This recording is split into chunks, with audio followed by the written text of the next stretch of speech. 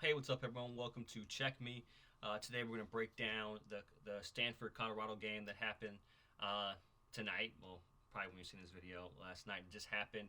Kind of what went down, what happened. After pretty much shutting out Stanford in the first half, and then the third and fourth and overtime, this team put up 46 points in pretty much 2.5 quarters, and then uh, Colorado only scored 7 points in the fourth quarter, well, in the second half, and then 7 points in overtime. We'll break down a lot. There's a lot to unpack here. I think if we the first thing we want to talk about is Travis Hunter, him coming back. Travis Hunter coming back was a big improvement on their offense, just having a weapon out there, and you can see how big he is a part of the offense. He had 13 receptions, 140 yards, 2 touchdowns. He was the focal point of the offense. Him and Dylan Edwards was running the ball strong towards the end of the game. But the running game was pretty much non-existent in the second half. They had a lot of three. I think they had two or three and outs. But with Travis Hunter, your first game back, the biggest thing I think about is not necessarily durability. I think about fatigue. When athletes playing normal, fatigue sets in. But when you're an athlete playing both sides of the ball, fatigue sets in even more.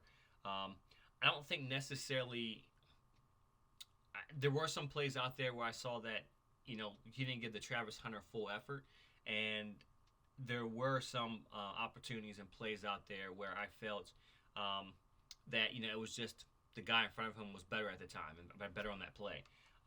That's either I like Ademeyer was just phenomenal. They're taking advantage of him. I think they figured out, hey, look, and wasn't mainly Travis Hunter. It was the other corner, but Travis Hunter had 3 touchdown passes thrown on him as a defender. Do I think that there are a couple of things that are in play? He this is his first game back. He's playing both sides of the ball. He was a focal point on offense. I also think that that's pretty much it. I think that plays a huge part as conditioning.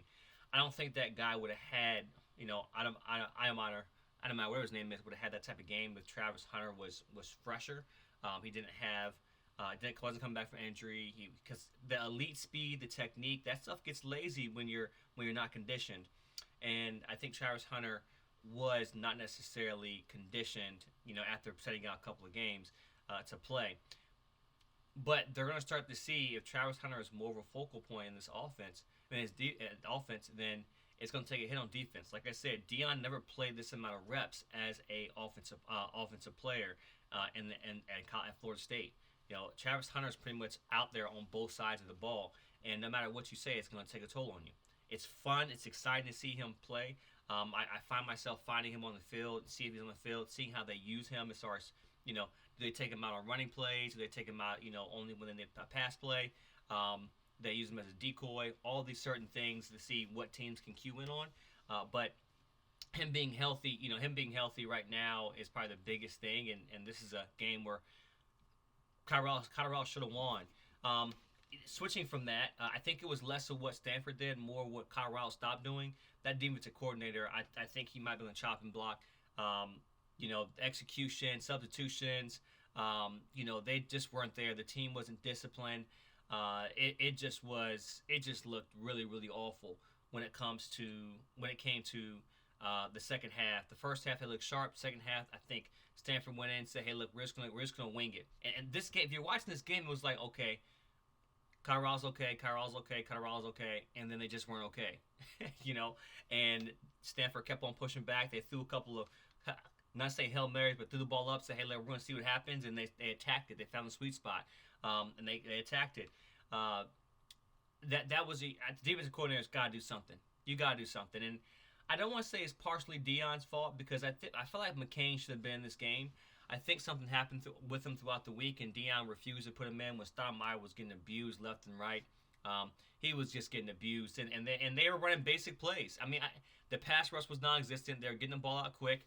I personally, what I would have did, instead of playing man coverage towards the end of the game, why in the world would you play man coverage towards the end of the game, and they already beat you deep once, and you're up by 30 points, right? Play softer coverage. Right? Play a cloud coverage, make them throw the ball underneath, right? Make them nickel and dime, make them work for it.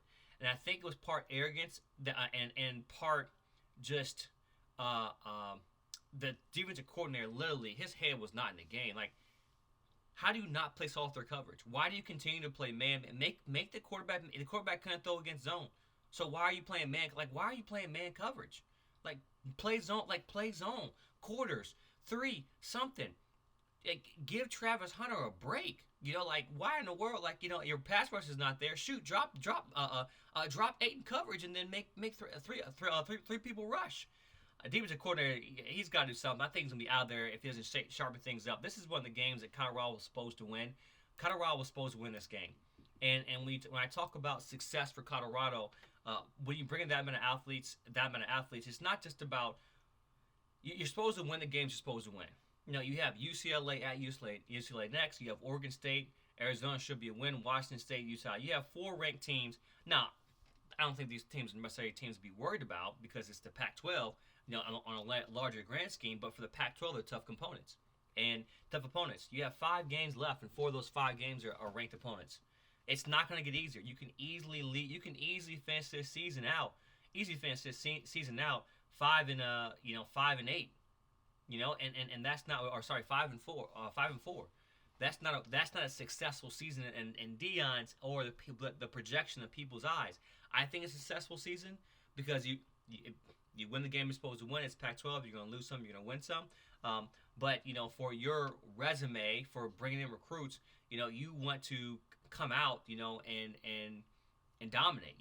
Or just compete in the middle of the pack. Right now, you're 4-3 overall. You're the second worst record in the conference, behind Arizona State, and when it comes to total records, you're in the bottom half of the Pac-12 as overall record. So Colorado's pretty much back in the place where they were, almost back in the place where they were a year ago. So the Deion effect, like I said this before, teams are going to get more film, they're going to play better and better against Colorado. They had no film at the beginning of the season, and it's been more difficult for them every single game throughout the season. So some things they got to tighten up. I think defensive coordinator lost this one. I feel like the offensive coordinator lost the one against USC in their comeback, but it is what it is. They have to play better.